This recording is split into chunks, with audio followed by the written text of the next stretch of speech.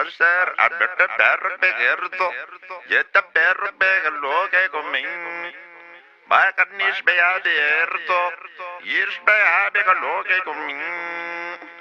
Genish hacho gatarota arusanoto. Last Days 247, I think is his channel name on YouTube. Last video from, I don't know, 12 hours ago or something says, you know, come pray with me, which he has a number of videos that say that. But this one was recent, real recent. And he's saying, hey son, play this thing I said, whatever. And his son finds the old video, plays it, you know. And I'm telling you, this guy's got a track record and visions and you know, he says it's God giving him this stuff. It's not me. It's just, I'm just a vessel, you know. And I pay attention to this guy. I paid attention to him from quite a while ago. Remember, he was the one that called Trump's ear bleeding, a bullet whizzing by, you know, like that was when he nailed that was like, whoa. So he's, again, I'm not even done with the video. I'm gonna be halfway through it. I've got on 1.5 speed to play it faster, just to kill, you know, time quicker.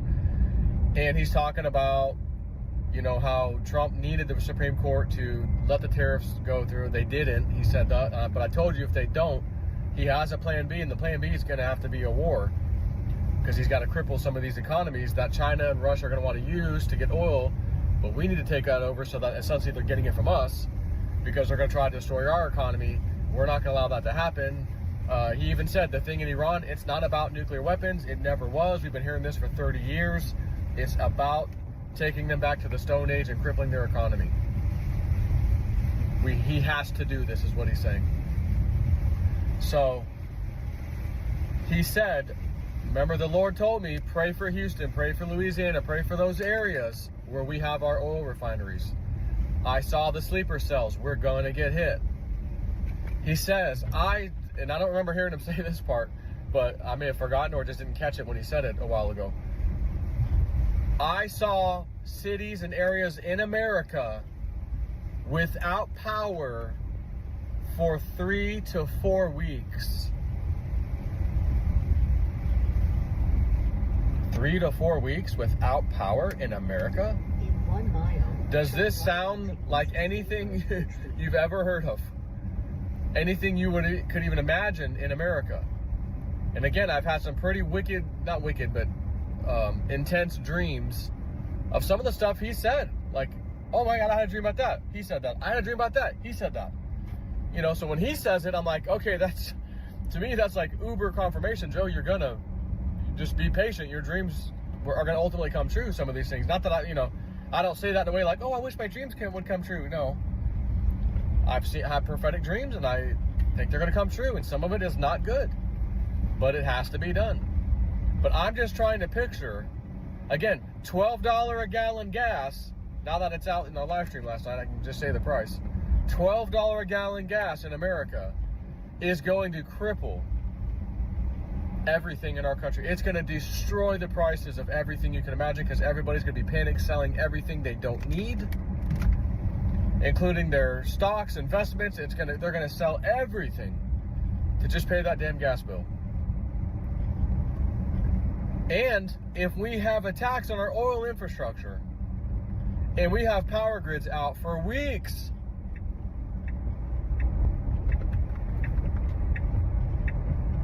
can you now see how easily it is for $12 a gallon gas, and how easy it is to no longer need Congress in power, because Trump's declared a national emergency, martial law over the attacks, let's say, and the price of gas has exploded. You know, all of it. He's going to be like, yeah, I'm taking over. I'm taking complete control. I'm not asking Congress for everything. We're in a national emergency. Sit y'all's asses down. And again, military can then step in and take over key positions and roles and go arrest the people who needed to be arrested all along. He's going to get, you know, it's the old 2 birds with 1 stone. Except there's going to be a whole bunch of birds with 1 stone. I have a sneaky suspicion. However, you are going to feel some pain. You do not want to be in a city or town or anything with no power for 3 to 4 weeks. How in the hell do you have any idea what? Oh, I got steaks in the freezer. I got my food storage enough to last me a month. how's your freezer going to work with no power for 3 and 4 weeks? That stuff is going to go bad in about 3 days. Maybe even 2 days. 2 to 3 days, you're done with your frozen food. That's why I've always said, get your freaking canned goods, get your tuna fish, get your soups that have everything in them. I don't know if it's not organic. I don't care if it's organic. And you're not going to give 2 shits if it's organic. When feeding your family is the only thing you can give a care about. And not worrying about, well, my refrigerator's not working, my freezer's not working, my air conditioning's not working. But at least I can make a little fire out here, or not even, just open the damn can and eat it right out of the can. It's already ready to go. Most of that stuff. Or like tuna fish. Open it and eat it. But what about water? How are you going to get water? How's a local municipality going to provide water if the power's out for 2, 3, 4 weeks? Maybe they have the battery backups and generators and things. Maybe they do. Maybe some of them do, some of them don't. You know, so maybe some of that will keep going. Maybe you will have water pressure at least, but you're not going to have electricity potentially. And again, which areas? It's going to be mostly Democratic cities. You know, I would not be surprised if it was, to be honest with you. But, you know, Woody's been talking about little drone attacks and things, possibly and highly likely, he said, as far as targets go, oil facilities. You know, I'm hearing Brandon talk about this. He's like, I saw cities 3 weeks, 4 weeks, no power in this country. We need to pray about this so it's not as bad or doesn't happen at all, hopefully. You know, he's a big pusher on that. And I hope enough prayer and stuff can happen to, again, maybe it'll be very short-lived. Maybe it won't be lived at all. Maybe it'll be, oh, we caught him in time. They were plotting an attack and we caught him. You know, I don't know, but I know there's tons of sleeper cells here. We know that. They've been letting over the last, God knows how many years before Trump. You know, then Biden got back in. Okay. And they flooded in. So you have to prepare. I'm telling you, you've got to prepare. You're not going to be able to have enough gas stored up to run a little generator to keep your freezer for 3 and 4 weeks. You're just not going to have enough gas for that. You need to prepare for no electricity, canned goods for a month. That's what your target should be. 1 month. Minimal 1 month. How much do my family need a day? How many cans of this are we going to need a day? Soup, okay, they're this many ounces per can, okay. How much tuna fish? Okay, I've got this, okay. Do you have to have bread? No, you don't. Do you have to have anything else with that can of soup that has vegetables and beef and this and that? No, you don't. It's all in there, all in one. That's the beauty of these damn soup cans. And tuna fish, and maybe sardines even, I don't know. Sardines are really big on like nutrients and protein and stuff, like huge. You know, how are you're gonna want to heat that stuff? You're gonna make a fire out in your backyard with a barbecue grill with some wood or whatever. Do you have enough lighters? The bare minimum stuff to start a fire. You know, you got to think about this stuff, and you don't have to start a fire for 2 hours. Start it long enough to cook your stuff and put it out. Save that wood, save that material. You know, if it gets that bad where you are, I don't know it will. I don't know. But I know we're going to have outages, and if some of the power is outage because of oil refineries getting hit, we're going to have to share power from other power sources, which is going to take it away from everybody else. And they may tell you, sorry, don't you guys have to stop running your air conditioners now, or the power is going to get shut off.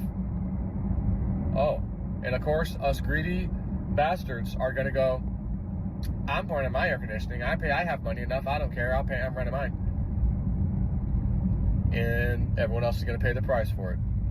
But some people, older people in particular, cannot be in the heat. It can kill them.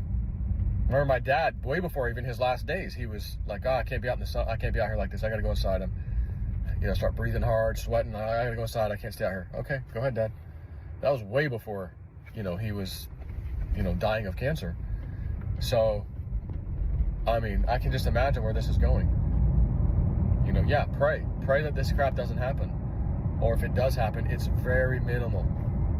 But I'm preparing for the worst. I'm preparing that it's not going to be minimal. It's going to be 3 to 4 weeks of no power. Am I going to sit there and run my entire property and run my air conditioning and live life? No. We're turning everything off. I'm only turning that damn generator on when we need it. We are going to sweat it out. Sorry about your luck, everybody, but this is how it has to go. So anyways, I'm going to finish watching this video.